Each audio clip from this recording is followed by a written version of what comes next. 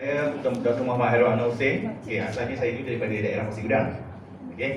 Kemudian saya ke lebih kurang dalam 5 tahun lah di SMK Taman Daya.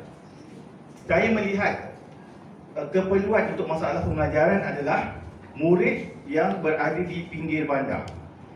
Taman Daya ni dia dalam kelas pinggir bandar. Apa yang mereka boleh buat di pinggir bandar?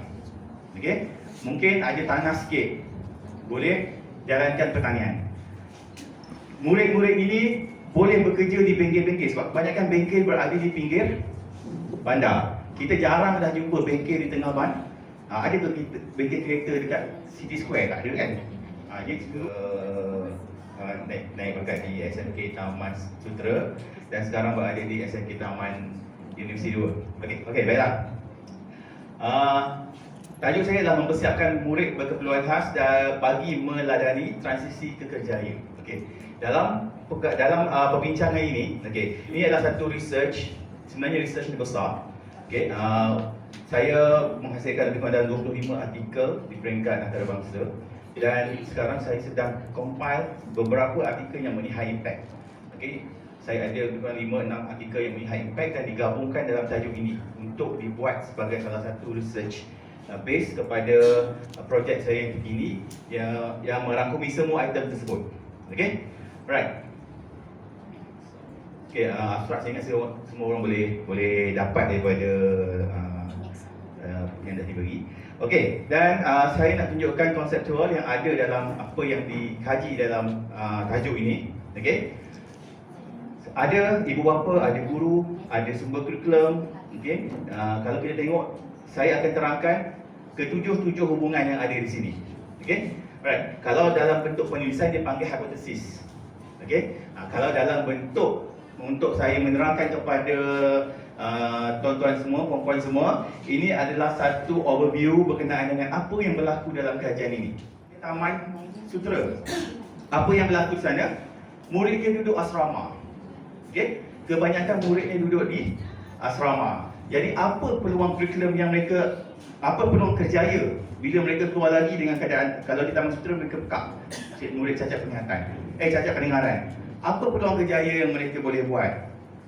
Bekerja di dalam kedai, itu lebih besar percentage-nya. Bekerja dalam kedai. Jadi apa yang mereka boleh buat di dalam kedai? Itu yang dikenalkan jahitan pakaian wanita, penyediaan makanan, multimedia. Jadi itu yang dikenalkan dalam bentuk kemahiran. Kemudian saya ke Taman Universiti 2. Sama juga konsepnya dengan macam Taman Daya, pinggir bandar. Tapi dia semakin jauhlah sikit, dia sempadan dengan daerah Ulai. Jadi banyak kawasan. So murid datang dari keluarga yang ada, sebahagiannya ada tanah. Jadi kita kenalkan kurikulum di sheltered workshop, di bengkel-bengkel terlindung yang ada di persekitaran mereka. Jadi perlu ke kita nak latih anak ni supaya bekerja sebagai pembantu engineer? Perlu ke kita sediakan anak ini untuk buat bangunan? Jadi kita kena tengok, kita panggil demografi. Kita kena tengok sumber ibu bapanya kerja macam mana, keadaan financialnya macam mana. Itu kemahiran yang kita kenal. Kalau dia pun kat rumah tak ada sebiji komputer pun, tapi di sekolah kita ajar dia desktop publishing, itu agak sukar dia untuk teruskan dia punya. Walaupun dia minat, agak sukar untuk dia teruskan sebab kekuatan, kita tahu kekuatan keuangan sesebuah keluarga itu akan memberi contribution lebih daripada separuh atas untuk kejayaan seseorang anak. Jadi adakah ibu bapa mendapat pendedahan mengenai kurikulum? Bagi saya, pendedahan tentang kurikulum ni ibu bapa perlu tahu. Apa jenis kemahiran, apa yang dipelajari. Kalau praktis saya di Taman Universiti 2, ibu bapa yang bawa anak, dia bawa anak ke Taman Universiti 2 untuk pendaftaran hari pertama persekolahan ataupun kita buat seminggu sebelum bersekolah. Kita ceritakan apa konten sekolah, apa yang bidang kemahiran yang kita tawarkan. Macam baru ni, hari Sabtu lepas, lebih kurang dalam 30 orang 30 keluarga datang ke SMK Taman Universiti 2 untuk menerima taklimat penerangan berkenaan dengan apa yang sekolah saya offer. Apa bentuk kemahiran sekolah saya boleh bagi. Okey? Saya tunjuk bawa ke bengkel apa yang kita ada. Daripada 30 orang tu, okey, separuh nak hantar. Katalah nak hantar 15. Tapi saya hanya membuka pendaftaran untuk 5 sahaja. Sebab macam sekolah saya kekangan dari segi curriculum, kemahiran yang sesuai dengan mereka. Kalau kita tengok di kawasan Jalan dekat Pontian tu, Pekanan Nas, ada banyak nursery. So saya kenalkan attendant tanaman sebagai alternatif untuk satu hari budak ni dia akan dapat bekerja di nursery pokok bunga, tanam bunga tu.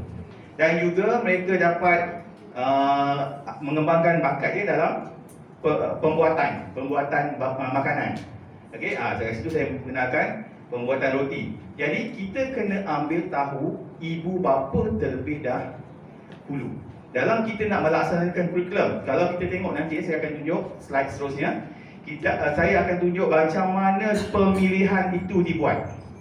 Sebab kita sekarang ni nak meladani, kita nak masuk terus ke dalam dunia pekerjaan mereka. Berkenaan dengan kurikulum, berkenaan dengan apa yang diajar di sekolah, termasuklah murid yang low function, yang berkefungsian rendah. Saya tunjukkan, ini saya ada 2 bay keluasan, ruang untuk murid ini belajar seperti di rumah. Kalau kita pergi Taman Daya, dia ada mock house.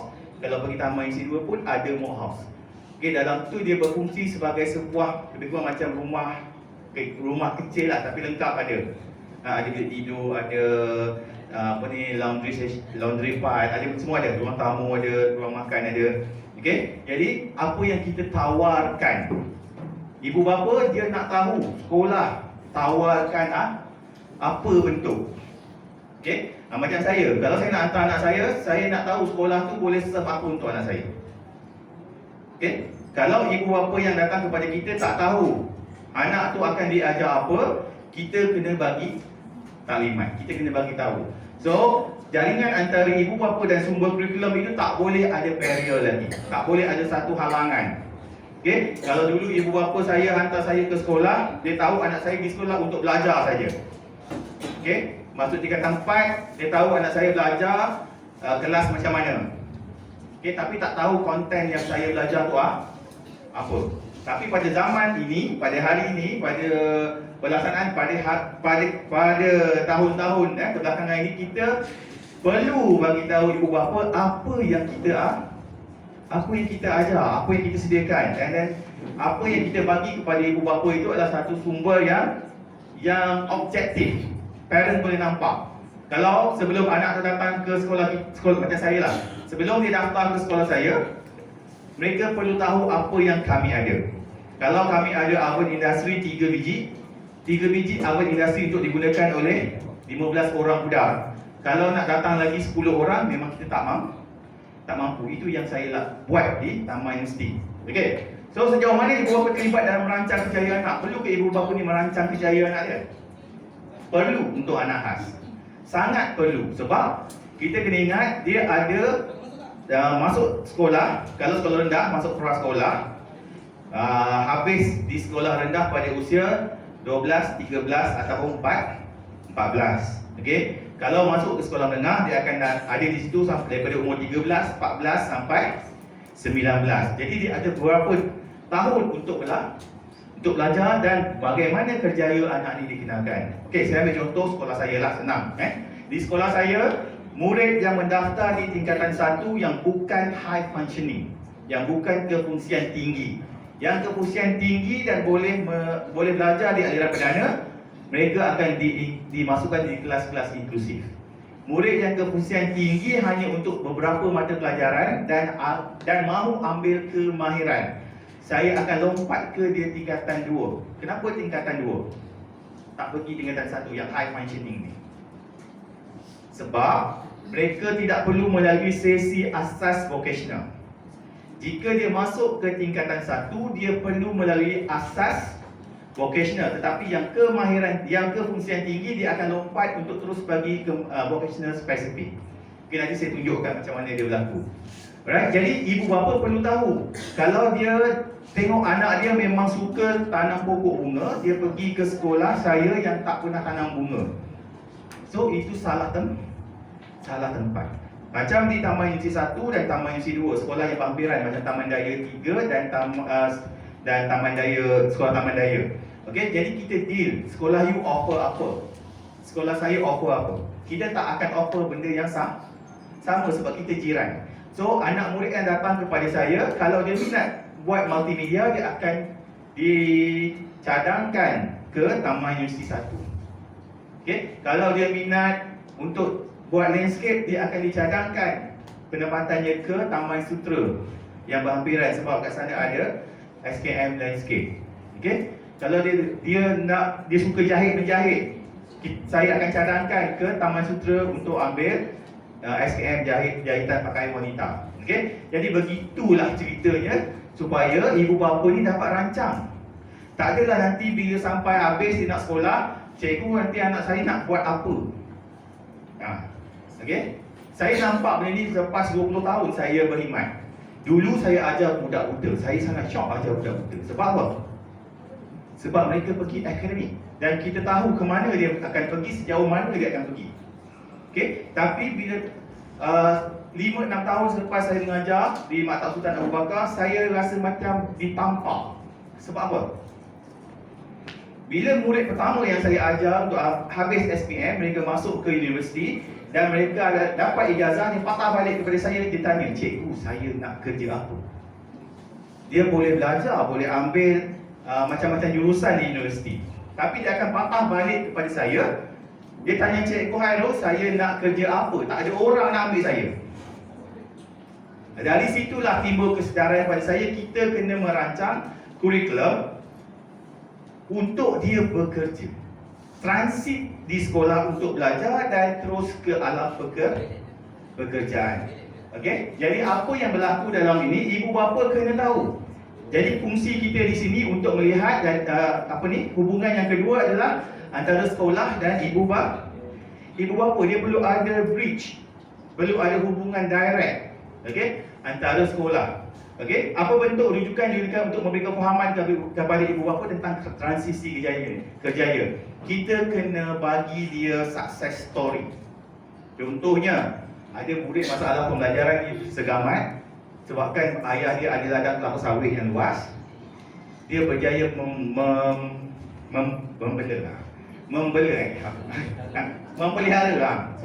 menternak 500 ekor lembu. Sebab apa? Dia ada tanah. Okey? Murid di Macam boleh mengendalikan ladang ayam. Siapa tahu kalau pergi Macam memang terkenal dengan bau kawasan peternakan ayam kan? Dia boleh mengendalikan projek tersebut sebab dia ada base. Kita gunakan rujukannya untuk ibu bapa faham apa anak dia akan kerja selepas itu. So ibu bapa jarang dia fikir anak saya ni nak duduk kat rumah je goyang kaki. Jarang berlaku. Dia mesti nak anak dia dapat sesuatu. Right. Okey, ini yang saya katakan tadi. Saya tentu di sekolah menengah yang kefungsian rendah. Okey, mereka ada kemahiran-kemahiran tu, asas masakan, asas jahitan, craft, asas pertanian, mencuci kenderaan. Jadi dia ada bilangan-bilangan masa dia. Okay, kalau di tempat saya, mereka akan ambil asas masakan.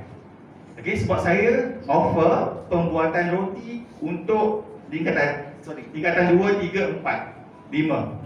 Dia pergi kepada spesifik untuk dia berada di sejak tingkatan 2. Tahun pertama dia nak ke tak nak, dia akan belajar asas masakan. Sebab saya dah terangkan kepada ibu bapa, once you daftar ke sini, apa yang pertama yang anak tu akan jalani ialah asas masakan untuk yang kefungsian sederhana dan rendah. Untuk yang kefungsian tinggi yang boleh berada di inklusif, mereka akan berada di kelas biasa. Okey? Jadi untuk asas masakan pun saya pecahkan lagi. Dalam tajuk itu ada adunan tepung cair ataupun batter. Okey, saya cuma ambil satu tajuk sahaja. Dari satu tajuk itu kita kembangkan lagi. Kemudian baru bila dia habis, sudah mahir dengan persukatan, sudah mahir dengan tepung, nama tepung, sudah mahir dengan peralatan, barulah dia akan pergi ke yang lebih spesifik. Ini dia. Yang lebih spesifik. Kemahiran asas dia akan ambil tingkatan 1, kemahiran vocational spesifik dia akan ambil tingkatan 2 sampai di tingkatan 5. Next. Ini dia. So, asas masakan kalau satu tempat saya hanya satu saja, satu tajuk sahaja, bukan daripada asas masakan dia banyak. Okey, saya ambil satu saja itu kata dan dia akan ambil apa nanti? Tingkatan 2, pembuatan roti. Saya tak ambil pastry sebab tak ada kemahiran pastry. Saya tak ambil servis makanan, tak buat pakaian wanita, tapi saya ada pembuatan roti. Okey, jadi murid ini akan membuat roti sehinggalah nanti saya tunjukkan gambar-gambarnya. Ataupun kalau rajin tengoklah dalam Facebook saya ataupun dalam page roti kebabung, kebabung Taman Yulur. Dari situ boleh tengok produk-produk kami. Itu budak buat. Alright, next. Okay, so ini yang berlaku di sekolah saya. Okay, nampak tak penjajarannya, kurikulum daripada awal kita nak dia explore dulu kemahiran apa yang dia boleh buat, kemudian pergi kepada yang lebih spesifik. Naik ke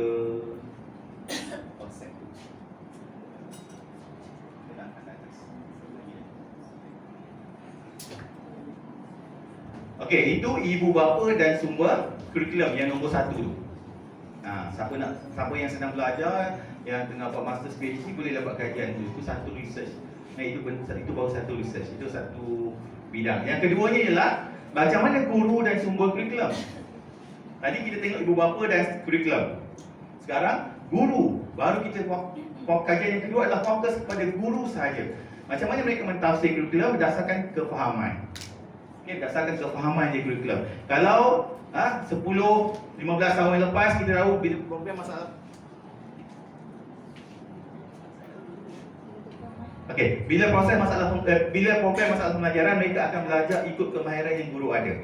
Okey. Tapi sekarang kita dah hantar guru berkhusus dan guru pun memang suka rela untuk berkhusus dan mereka katalah saya mahir buat roti. Okey. Saya akan offer subjek roti.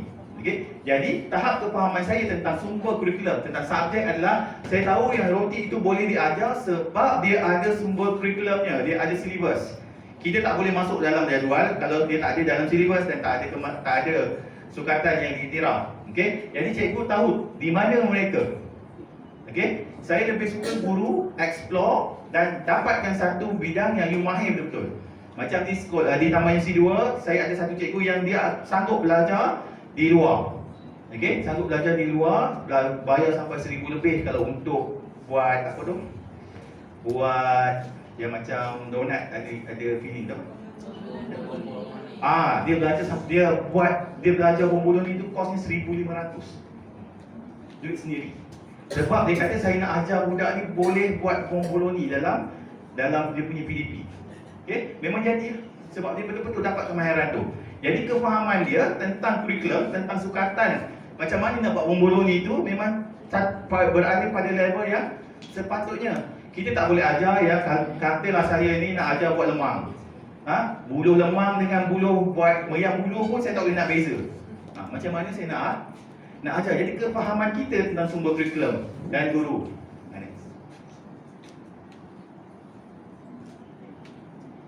Okey, atas. Okey, ini contoh kelas tingkatan 1.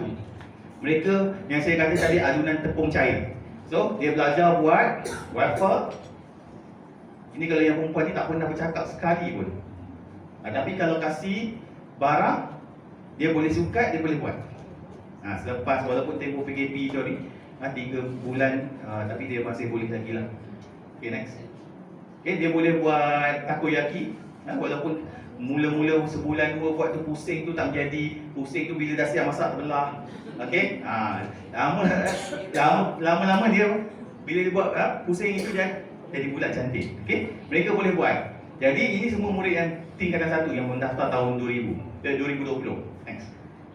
Okey. Mereka dah pergi kepada ni pun adunan juga. Adunan tepung cair. Kalau bendera Malaysia tu sebenarnya roti jala. Next. Okay, so tahap guru Dia sumber kurikulum dia, di mana tahap dia, bagaimana mereka mentafsir. Kalau cikgu saya tadi, dia tak pergi khusus nak buat apa ni, takoyaki, sampai kesudah kita tak akan dapat. Takkanlah hari-hari adunan tepung cair, produk ni lempeng. Takkan hari-hari ni buat lempeng, esok lempeng kelapa, hari ni lempeng gula merah. Takkan lempeng saja, tak ada pasaran. Okey? Jadi cikgu kena explore apa dalam apa ni, adunan tepung cair tu, butter tu, apa produknya. Waffle. Sebab memang dia punya permintaan tinggi. Kalau kat sekolah, jual kat sekolah tu memang boleh marah orang kantin. Okey, tapi kita buat deal hari Rabu, hari pokok, so kita buat, dia tak boleh marah. Okey, jadi nampak kat sini yang cikgu faham tentang kurikulum. Tak adalah budak ajar masakan tapi menulis saja. Okey, buat teori sahaja. Sebab cikgu tak pandai masak. Senduk dengan sutik pun tak kenal. Okey, cikgu kena faham, kena set pada mind dia, dan dia perlu mendalami sejauh mana pemahaman guru tentang pelaksanaan kurikulum tu. Okey, bagaimana dia plan. Cikgu kena tahu dari minggu pertama hingga minggu 43 merancang setiap minggu perjalanan kurikulum tu, perjalanan silibus, pecahan-pecahan itu, bagaimana kita memudahkan, bagaimana kita bagi dia cabaran, bagaimana diselitkan dengan aktiviti-aktiviti luar, bagaimana kita ajar proses daripada membeli di kedai sampailah mereka buat COD. Kalau di sekolah saya, sehingga mereka ambil tempahan online. Yang itu kena buat. Itu yang dulu saya satu cikgu di Pasir Gudang lah, Puan Rohani. Murid tu, Puan Rohani nak beli baja AB. Masa tu dia buat tanaman, baja AB. Jadi dia post laju ke Kota Tinggi. Tapi baja tu sampai balik ke sekolah. Sebab apa? Dia tulis dalam post laju tu, kepada dan daripada tu orang yang sama, alamat yang sama. Walaupun macam tu, maksudnya kita berjaya bagi kefahaman dia. Kalau isi borang post laju, kat atas tu siapa, dekat bawah tu siapa. Tu dia post ke diri sendiri. Okey, tapi lama-lama dia akan mahir. Jadi nampak tak perkembangan, perkembangan daripada dia membancuk baja tu sampai dia boleh buat produk. Okey, kemudian transisi kejayaan berkesan atau memenuhi keperluan pembelajaran. Ini kita kena tahu. Kalau berkesan, kalau kita tinggalkan dia buat sendiri, dia boleh laksanakan. Kalau dia habis sekolah, dia boleh laksanakan. Saya ambil contoh satu murid di Taman Nusi 2, 3 tahun lepas, cikgu dia ajar hanya buat aiskrim Malaysia saja. Aiskrim yang letak dalam plastik tu. Okey, dia memang kefungsian rendah budak tu. Okey, selama 6 tahun dia berada di Taman Nusi 2, dia mahir dengan membuat aiskrim, dan sampai sekarang dia kerjanya hanya jual aiskrim di depan sekolah agama dalam dalam kelas. Dia dapat pendapatan hingga RM50-60 sehari. Itu ayah dia kata, saya rasa macam separuh nyawa dah masuk syurga. Sebab asalnya anak dia memang tak boleh buat. Dia kata anak dia nampak tak boleh buat apa. Dia dah memfikirkan macam mana pelaburan dia akan datang untuk anak dia survive. Okay, tapi bila kita buat satu saja, modul pun satu, sampai naik kuning modul tu. Gambar-gambar tu tak tahu berapa kali nak laminate. Pre-laminate sebab dia akan ikut prosedur yang kita dah ajar. Satu step tu. Dekat rumah pun dia buat benda yang sama. Kita ajar dekat sekolah guna jenama plastik kingkong tu, dia pun mesti tahu dekat rumah dia guna benda yang sama. Gula fry, gula yang sama. Okey, kalau essence tu, apa nama dia? Perisa. Okey, kalau dia guna double layer ya, yang sama digunakan di rumah. Jadi dia boleh set diri dia. Okey, dia dah tahu dah. Kalau pukul 8, mak dia cakap kalau pukul 8, dia dah tahu dah apa kerja dia. Sebab kita mula dekat sekolah pukul 8 untuk kelas dia. So 5 tahun kan. 5 tahun cikgu Siti Hawa ajar benda yang sama. Jadi dia keluar ke sekolah dengan satu produk saja yang boleh menyebabkan dia survive. Yang boleh bagi dia satu ilmu, okey, bagaimana dia nak kendalikan hidup dia akan datang. Okey. Jadi cikgu perlu tahu tentang sumber kurikulum ini. Minat guru, saya ajar roti kerana minat saya. MBK perlu diasah untuk minat yang sama. Ini satu konsep yang salah. Okey, satu konsep yang salah. kalau sekumpulan 5-6 orang murid itu nak buat roti, dah ada kemahirannya tapi kita tak ada, so kita kena belajar. Kita kena hadir khusus-khusus, kita kena upgrade diri kita ikut apa yang murid boleh buat. Okey. Dan peraturan pendidikan ni memang dalam peraturan pendidikan khas 2013, cikgu perlu ada dalam apa? Minda. Dalam minda. Dah memang dah orang kata macam minum air dia kalau kita sebut peraturan pendidikan khas 2013 ni. Sebab apa? Inilah sumber kuasa, punca kuasa untuk kita laksanakan apa juga bentuk kemahiran, apa benda yang kita nak ajar di sekolah. Kalau kita tak tahu ini, kalau orang tanya, boleh ke saya nak ajar jahitan? Boleh. Apa sumber kuasa, apa punca kuasa yang mengatakan kita boleh melaksanakan mata pelajaran jahitan? Peraturan pendidikan 2013. Dalam tu nak ambil kurikulum dari mana? Peraturan kata yang diiktiraf. So apa yang diiktiraf? Dari mana sumbernya? Kurikulum kebangsaan. Kurikulum kebangsaan tu apa benda sebenarnya? Yang kita sebut KSSNPK ataupun sebenarnya KSRPK. Okey, KSSRPK. Itulah sumbernya. Cikgu kena pandai jawab. Kita kena ingatkan, kita kat dalam sebilangan besar dalam pentadbir, kita kena bagi tahu cikgu kita, kalau orang tanya ini sumbernya dari mana, dia mesti boleh tahu atas kepalanya adalah peraturan pendidikan, bawah itu adalah kandungan pada muka surat ketiga akta peraturan tersebut, dalamnya adalah kurikulum kebangsaan, dalamnya lagi adalah KSSNPK atau KSSRPK. Dia kena tahu itu. Okey? Kalau dia mahir lagi tentang apa yang disebut itu, dia akan cakap mana-mana kurikulum yang diiktiraf oleh tu pendaftar. Kalau dia sampai boleh tahap menjawab yang itu, maksudnya memang betul lah cikgu kita faham apa yang perlu dibuat, rujukan apa yang perlu dibuat. Kalau ajar murid tingkatan 5 tapi menggunakan silibus prasekolah, boleh tak boleh? Boleh, sebab itu adalah kurikulum kebangsaan. Okey, tak ada salahnya. Kalau kita ajar macam saya tamat sutra dulu, ajar SKM, subjek-subjek yang ada ditawarkan untuk SKM 1, 2, 3. Okey, kurikulumnya tak ada dalam bahagian perkembangan kurikulum, tapi ada dalam bahagian pembangunan kemahiran. Boleh guna tak? Boleh, sebab itu kurikulum yang diiktiraf, kurikulum kemahiran yang diiktiraf. Okey? Alright. Ini dia yang saya kata tadi. Okey? Ini cikgu kita mesti kita kena ingatkan, dekat kelas mesti ada tampal, setiap kali mesyuarat kena sebut. Okey? Kita kalau kita tak sebut, kita tak akan tahu yang bila mereka akan baca. Sebab ini adalah kuncinya. Next. Okey?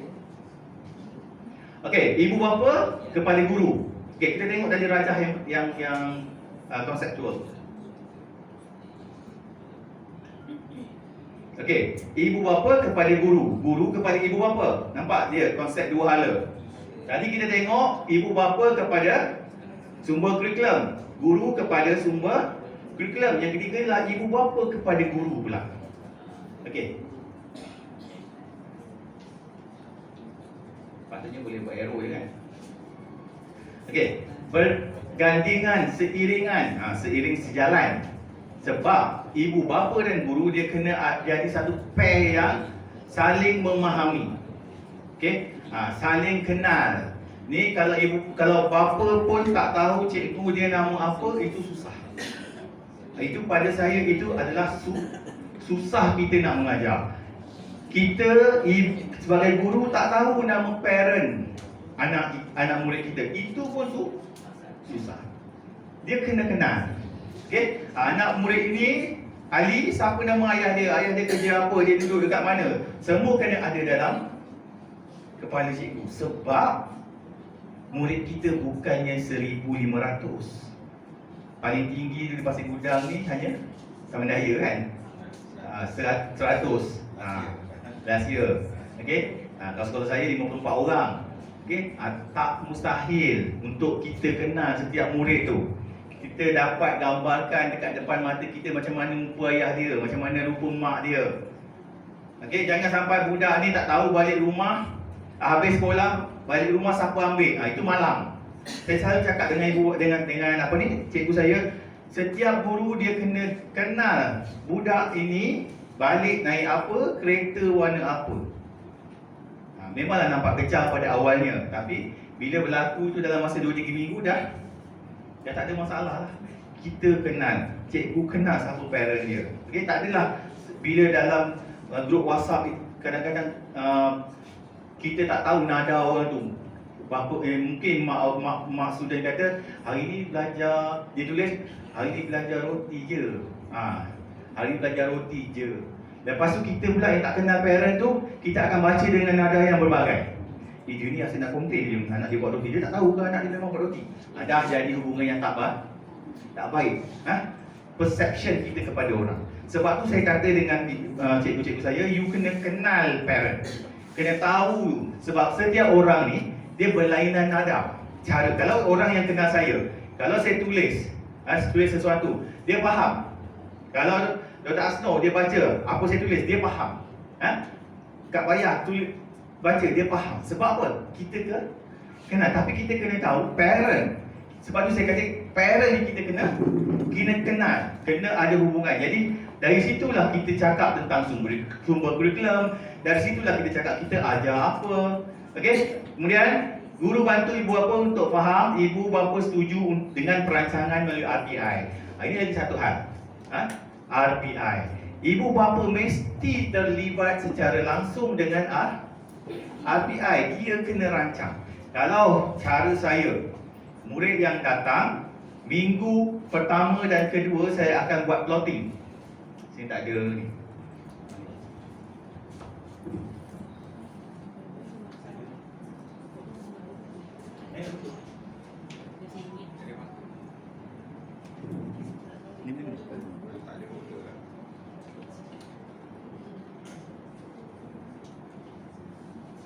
Okay. Kalau murid hadir ke sekolah saya untuk minggu pertama, seminggu sebelum naik sekolah kan, kita ada perjumpaan dengan ibu bapa yang mendaftar. Okey, benda pertama yang saya kenalkan adalah plotting. Ni, okey. Sini umur.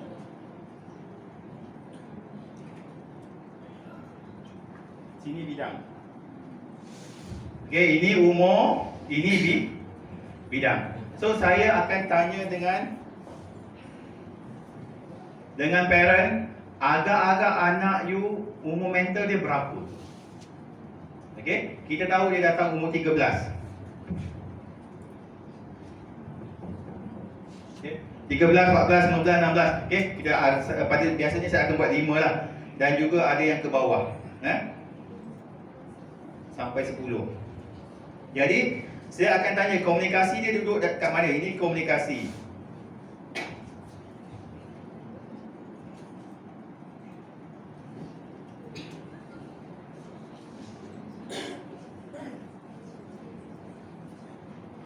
Okey, saya akan tanya dia, anak dia komunikasi ni agak-agak umur berapa?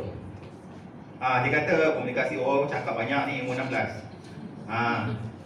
Kemarin tingkah laku dia, anak dia ada tantrum tak? Okey. Sorry. Anak dia keadaan tingkah lakunya macam mana? Dari segi apa yang dia tahu. Kata dia kadang-kadang macam budak 10 tahun, so letak sini. Okey. Bahasa pula macam mana? Adakah bahasa yang dia sebut tu ayat penuh ataupun masih lagi mengajuk parent, ataupun memang belum langsung non verbal. So kat mana dia duduk? Mungkin dia kata macam budak umur 12 tahun. Okey. Kalau dari segi kognitif, dia duduk kat mana anak dia? Boleh tak kalau bagi satu arahan? Boleh, dia kata. Kalau arahan mudah, satu ayat saja boleh buat macam umur 15 tahun. Kalau ayat panjang, dia confuse, pusing-pusing, tak jadi. Macam umur 10 tahun. So ini akan jadi plotting. Okey. Nampak tak, dia akan jadi plotting. Jadi bila plotting ini, saya akan cakap dengan ibu bapa, kita akan tengok yang paling rendah dulu. Apa yang paling rendah kat sini? Tingkah laku dan juga kemahiran kognitif. Selepas 2 minggu, ibu bapa pendaftaran ibu bapa akan datang untuk kita rancang RPI. Dekat situ cikgu dalam masa 2 minggu, cikgu saya dah observe apa benda yang anak ni perlu untuk skor yang rendah yang ibu bapa kata. Dan bila 2 minggu selepas perjumpaan, kita ada lagi satu plotting yang cikgu buat daripada observation tersebut. Okay, so kita compare. Barulah kita dapat satu nilai untuk RPI. Mungkin cara saya berbeza dengan cara orang lain. Sebab kalau orang di Malaysia, kitabnya banyaknya daripada UKM. Kalau macam saya, kitabnya banyak daripada Hokkaido State University. Sebab saya merujuk dekat sana. Okay? Sebab saya diajar bagaimana kita nak laksanakan kemahiran yang berbeza dengan yang dilaksanakan sini. Tapi pergi balik serupa ya juga. Macam mana kuih lapis, macam mana dengan kuih talam, lebih kurang dia rasa dia, betul tak? Jadi bendanya sama. Jadi apa yang cikgu buat dalam plotting yang selepas 2 minggu observation, itulah yang kita terangkan kepada parent. Okay, kalau dia sama aja, maksudnya same story, kita terus kepada point yang rendah tadi. Kat situ kita akan buat RPI. Samalah untuk pelaksanaan mata pelajaran lain selain daripada kemahiran. Kat situlah kita start. Kata dia nak guna BM darjah berapa, sebab kena ingat untuk penekanan dia dalam perdana, kena tahu yang murid pendidikan khas, kurikulum tu datang kepada dia. Kalau murid perdana, kurikulum itu tersedia dah lengkap untuk mereka. Kalau murid khas, mungkin dari segi bahasa kita nak ajar English communication, budak umur 16 tahun, tapi mungkin kandungan adalah tahun 4, tahun 2. Okay, mungkin matematik dia tinggi sikit, tingkatan 3 punya syllabus. So dia berbeza. Kurikulum tu datang kepada dia. Kita yang pilih. Kalau cara saya, inilah caranya. Plotkan awal-awal. Dalam masa 2 minggu selepas observation, kita tahu dia duduk dekat mana. So senang kita rancang RPI untuk berjalan. Okay, itu yang berlaku di Taman Universiti 2. Okay, kemudian kalau kita datang ke sekolah saya, boleh nampak RPI, wall RPI. Wall RPI itu RPI dinding, yang ditampak di dinding. Macam Puan Siti Bayah, dia dah tengok. Siapa lagi? Ini mana ni? Ini dah tengok. Okay, dah tahu macam mana. Ini lagi advance, kalau buat program datang lebih awal sehari. Okay, kita ada, bila parent datang ke siapa datang, kita cakap ini, murid ni ada di sini sekarang. Jadi senang, kita tak payah nak buka-buka file. Okay, so sumber ibu bapa kepada guru, ibu bapa datang hari terbuka, dia dah tahu, anak saya kat sini, kelas ini, okay, ni RPI dinding dia tu, dia dah pergi ke level mana. Okay, jadi kandungan sumber kurikulum perlu seiring. Guru melaksanakan pemilihan kurikulum mengikut saranan dalam KSSMTK, KSSRTK. Okay, kurikulum ini adalah saranan. Bukan kata budak tu 16 tahun dan tingkatan 4, kita ambil yang tingkatan 4 semua untuk dia. Dia kena ingat level ni kat mana. Okey, dan guru jelas dengan cara pemilihan kurikulum kemahiran. Kadang-kadang ibu bapa dia tak faham. Kenapa anak saya tingkatan 2 tak duduk di tingkatan 2? Kenapa duduk kelas PK1, PK2? Okey, anak saya dah tingkatan 5, 18, 17 tahun, tapi kenapa masih duduk PK2? Itulah hubungan kita dengan parent, kita kena jelas. Okey, di mana anak dia? Bagi sekolah rendah, okey, ini yang saya terangkan kepada parent yang lepas yang datang ke sekolah saya, 30 orang tu. Kalau di SK, kuasai 3M. Membaca, menulis, mengira. Versus kalau tu pun tak boleh, dia kena mengenal, mengecam dan menakul. Kena mengenal. Dia tahu ini adalah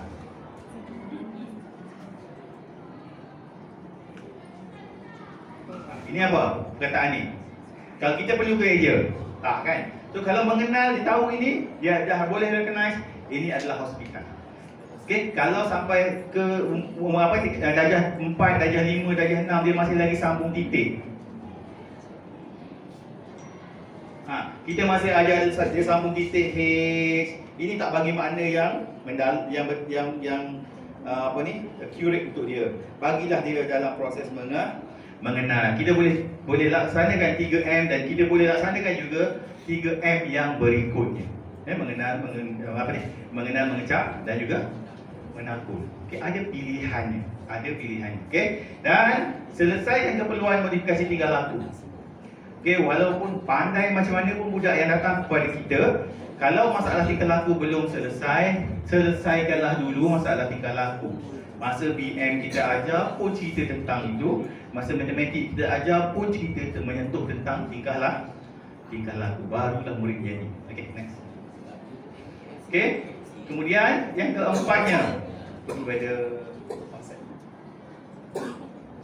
Kita tinggal berapa minit? Kalau saya suruh cakap memang boleh sampai pukul 3.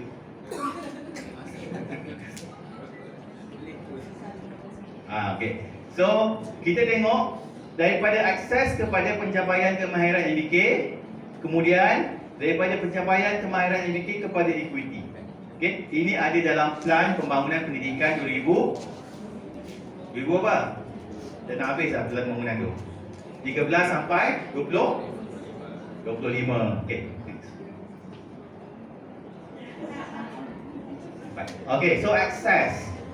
Okey, akses kepada 100% enrollment merentas semua peringkat pendidikan daripada prasekolah menengah hinggalah menjelang tahun 2020. Macam orang selalu cakap bila tahun 2020 ni kita terbayangkan kita ada kereta terbang, kita dah ada stesen angkasa, sekali kita kena duduk kat rumah kan. Tak apalah. Nak buat macam mana kan? So kita ada lagi 5 tahun akan datang untuk kita meningkatkan lagi kita punya akses kepada pendidikan. So anak ini dia daripada ada ibu bapa, macam saya ada center sendiri, pusat intervensi saya sendiri. Okey.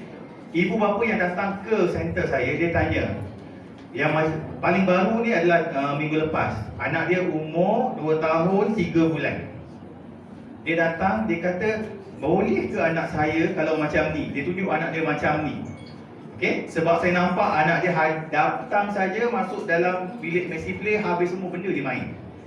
Okey, boleh ke anak saya macam ni nak hantar ke prasekolah? So akses kepada pendidikan, ibu bapa kena tahu yang anak dia walau macam mana pun dia layak untuk mendapatkan pendidikan, tapi di mana yang sesuai. Di mana yang sesuai. Sebab tu kita kena tahu, kita kena boleh menerangkan pada, kalau orang bertanya, anak saya umur 4 tahun. Okey, sekarang ni satu perkataan pun tak pernah sebut. Apa benda pertama kita nak cakap? Dari segi akses. Apa benda pertama kita nak cakap? Anak saya ni dah umur 4 tahun, 5 tahun, tapi satu perkataan pun tak boleh nak sebut. Kita akan tanya apa dulu? Okey, sebagai guru pernikahan, kita tanya apa dulu? Dah ke rujuk kepada doktor? Jangan rujuk Dr. Hairul. Dr. Hairul bagi borang pendaftaran saja. Rujuk kepada doktor perubatan. Paling mudah pergilah ke klinik kesihatan yang berhampiran. Okey, dapatkan surat untuk tindakan seterusnya. Okey, seterusnya akan pergi ke mungkin ke HSA atau HSI, jumpa pakar kanak-kanak. Kemudian pakar kanak-kanak akan rujuk kepada terapis. 2 orang terapi. Terapi apa? Pertuturan dan terapi cara kerja. Okey, barulah parent akan nampak, oh, pak dia macam ni, jalan dia macam ni. Sebab saya dulu beranggapan sebelum saya buka saya punya intervention center, saya beranggapan yang ibu bapa faham sebab kita ke depan kat TV cakap. Rupanya kita cakap tu apa yang berlaku di televisyen tu adalah hanya macam iklan saja. Tak singgah.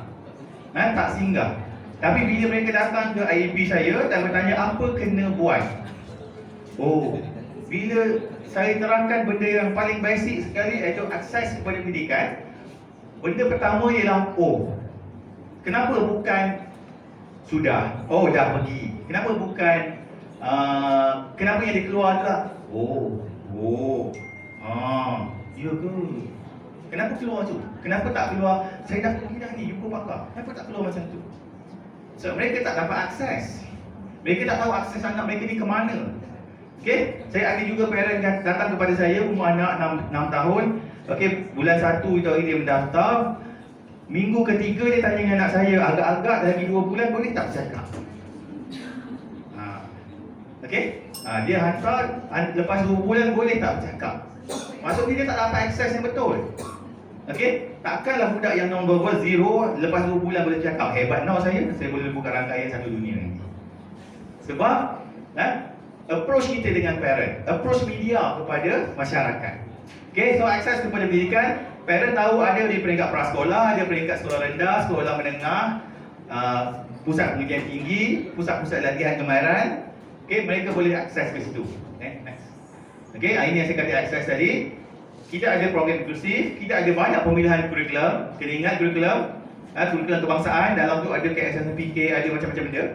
Kemudian ada peruntukan. Kita kena tahu yang anak, kita beritahu parent, guru kena tahu. Masa saya mula-mula mengajar jadi cikgu dulu, saya memang tak tahu pun ada PCG. Yang saya tahu kerajaan bagi duit. Kalau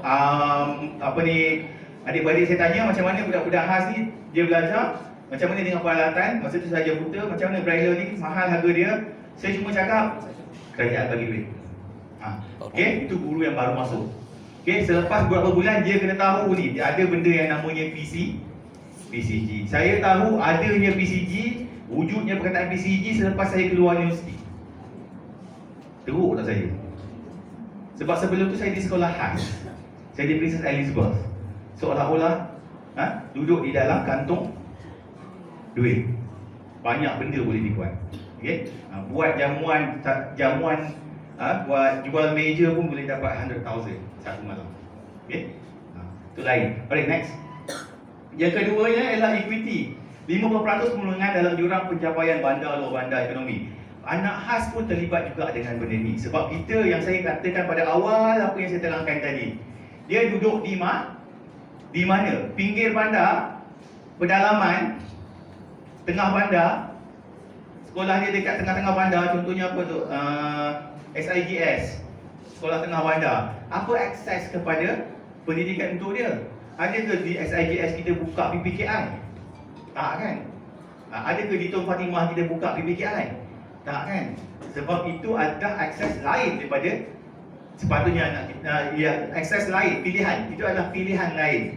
Kemudian dari segi equity, kita kena kurangkan, katalah di kawasan saya di Taman Universiti itu, okey, banyaknya adalah kedai-kedai, bengkel-bengkel. So, kita akan salurkan anak murid kita ke situ. Kalau anak murid itu autism, yang agak yang moderate, okey, ibu bapa dia tak akan pergi hantar jauh.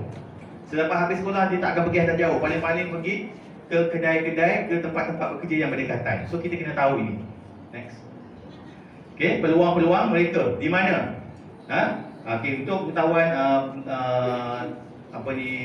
pentadbir yang lain, okey, di sekolah, di dalam sistem pendidikan khas kita ada SKPK, kita ada SMPK, kita ada SMPKV.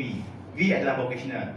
Sekolah Kebangsaan Pendidikan Khas, Sekolah Menengah Pendidikan Khas, dan juga Sekolah Menengah Pendidikan Khas Vocational. Dan juga kita ada program pendidikan khas integrasi ataupun inklusif. Okey, integrasi itu dalam dia ada inklusif. Contohnya Amanah Ustaz Abu Bakar. Okey, dilaksanakan dengan inklusif sepenuhnya. Alright, so next. Pencapaian kemahiran MBK. Tengok ni. Okey, yang ke-6. Kita tengok yang ke-6. Okey. Kalau dah tahu akses, ibu bapa tahu akses, tahu bidang pencapaian, dan dari segi peluang dalam equity itu pasti akan berjaya. Dia tahu anak dia, okey, saya nak anak saya belajar tentang ini, habis nanti kerja kat depan sekolah kedai pakcik tu je. Anak saya ni very low function, okey, habis nanti dia akan masuk bengkel terlindung, dia akan masuk center workshop yang Cikgu Hairul punya tu, kata Mayu tu, buat produk cendawan. Okey, so benda ni yang akan berlaku dalam masyarakat. Bila kita tahu pencapaian dia dekat mana ni, pencapaian kemahiran MBK ni di mana, kita akan dapatkan tempat placement yang terbaik untuk dia. Okey, ini semua bukan Dr. Asno ataupun Puan Asparila yang kena fikir. Ini cikgu di sekolah yang kena fikir, sebab mereka berdua ni tak akan jumpa parent. Yang berdepan dengan parent adalah guru. So kita yang menyampaikan kepada guru. Kena ingat tu. Okey. So kalau ini berlaku, akses dia faham dan equity 50% itu pasti akan berjaya. Okey. Alright, next. Dan yang terakhirnya, yang tujuh. Okey, tahap kefahaman guru. Okey, tahap kefahaman guru kita simpulkan. Tadi kita nampak dua benda yang berbeza dalam rajah tadi. Satu dekat sebelah sini, satu dekat sebelah sini, betul? Okey, sekarang apa yang kita boleh simpulkan adalah transisi kerjaya yang kita laksanakan. Di manakah transisi kerjaya kita? Adakah kita mendirikan khusus hanya untuk mereka berada di sekolah selama 1 tahun, selama 6 tahun. Kemudian habis sekolah tak bekerja pun dalam bidang tersebut. Okey? Saya ambil contoh yang berjaya saya buat di Taman Daya dulu. Okey? Saya hantar murid saya ke CIDP. Okey? Puan Siti tahulah. Puan Siti tahu macam mana cara saya kerja dulu. Murid 16 tahun tak tahu baca, tapi boleh macam mural biasa kalau kita tengok. So saya hantar dia ke CIDP untuk 3 bulan khusus. Kata salah seorangnya apa nama dia? Ashraf. Dia khusus di situ 3 bulan pemasangan pipe domestik. Dia habis sahaja, dia terus pergi transisi kedai hardware sampai sekarang. Hardware di Taman Daya tu. Dan dia bekerja dekat situ dah berapa tahun? Lama dah. Okey, dah kahwin dah pun. Okey, nampak peluangnya di situ. Saya tak suruh Ashraf ni pergi ke khusus dekat Keluang, dekat pejabat pertanian Keluang. Sebab apa? Dia tak akan balik ke Taman Daya untuk buka ladang tebu, untuk buka menternak puyuh. Sebab apa? Tak ada akses kat situ. Yang akses paling hampir dengan dia ialah kedai-kedai hardware. Jadi kita hantar ke tempat yang paling sesuai. Penilaian dan perancangan kunci kejayaan, post school transition. Post school, selepas sekolah apa yang akan berlaku. Dan comprehensive vocational assessment, ini kita kena lalu. Dia ada satu assessment, kemudian skill support, encouraging parent for support.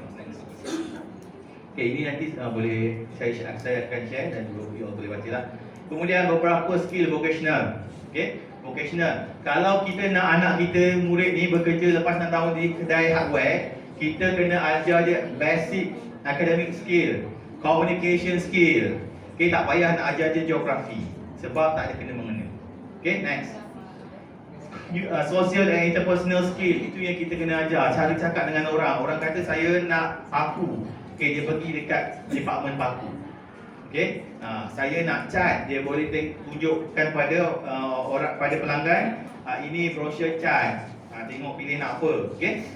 Kita kena ada juga sentuh tentang professional and vocational skill, yang dia kena tahu macam mana nak, kalau dia sakit, siapa dia nak cakap. Macam saya sendiri ada staff saya yang saya ambil bekerja di center saya tu, dia adalah OKU. Dan dia tahu dia punya hak. Cuma satu hak dia yang saya tak bagi. Allowance 300 NJKM. Sebab apa saya tak bagi dia? Sebab saya tak nak dia menipu. Sebab saya bayar gaji dia 1,600, kemudian dia nak lagi allowance. Tak boleh. Banyak. Itu benda yang kita kena ajar murid kita. Saya ada 2 orang staff OKU. Dan itu yang saya terapkan. Bila cikgu dah bagi gaji awak 1,300 dengan seorang lagi 1,600, you kena hidup dengan gaji itu. You tak boleh harap orang punya. Kalau you apply, suruh cikgu tulis dalam slip gaji, itu cikgu dah menipu satu hal. Lepas tu awak ambil hak orang lain. Itu benda yang kita kena ajar. Next. Yang lagi. Itu saja. Sekian sedikit perkongsian daripada saya patah balik daripada awal tadi. Ini adalah satu bentuk kajian daripada beberapa paper saya yang saya sudah hasilkan dan saya compile untuk digunakan sebagai satu paper yang akan diterbitkan kemudian lah. Dan dapatan daripada kajian ini dan apa yang saya bentang hari ini adalah daripada dapatan-dapatan yang sudah dilaksanakan, sudah dipublish pun. Dan saya ucapkan ribuan terima kasihlah kepada Cik Asno, kepada Puan Asparila sebab membawa semula saya ke Pasir Gudang.